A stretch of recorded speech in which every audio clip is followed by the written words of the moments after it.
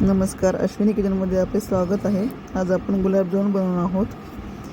त्यासाठी मी अर्धा किलो खवा घेतलेला आहे. खवा किसून घ्यायचा, त्यामुळे गुलाबजामुन हलके आणि तोंडात टाकत विरघळतील असे होतात. अर्धा किलो खव्यासाठी 2 चमचे गव्हाचे पीठ आणि पाव चमचा बेकिंग सोडा लागतो. हे व्यवस्थित मळून घ्यायचं. सोडा सगळीकडे व्यवस्थित मिसळून घ्यायचा आणि पीठ व्यवस्थित त्यात मिक्स करायचं आणि हलक्या हाताने त्याचा गोळा बनवायचा. त्याला पाण्याचा हात अजिबात लावायचा नाही.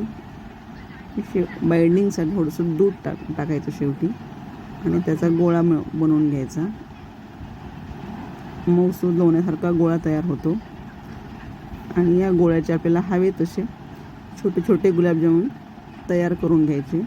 तुम्हाला हवा तसा आकार देऊ शकता. मी इथे गोल आकारात दिलेला आहे आणि गॅसवरती कढईत तेल टाकून गुलाबजामुन तळायला घ्यायचे. मंद आचेवर गुलाबजामुन तळायचे, त्यामुळे आतपर्यंत तळली जातात.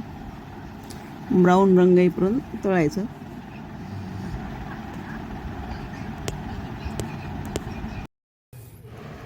आता आपण साखरेचा पाक तयार करायला घेऊया.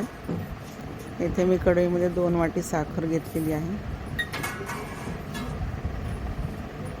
त्यात थोडंसं पाणी टाकून घेऊया.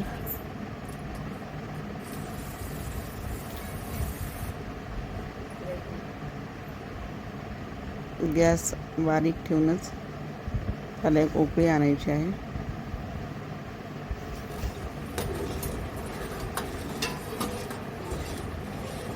छान साखर पूर्णपणे विरघळली की 1-2 उकळ्या येऊन आपला पाक तयार होईल. पाक पातळच करायचा आहे, फार घट्ट नाही बनवायचा. पाक तयार झालेला आहे. त्यात आपण थोडी वेलची पावडर टाकून घेऊयात आणि आपले तळलेले गुलाबजामुन त्यात टाकून घेऊयात. छान व्यवस्थित हलवून रात्रभर ठेवून द्यायचे.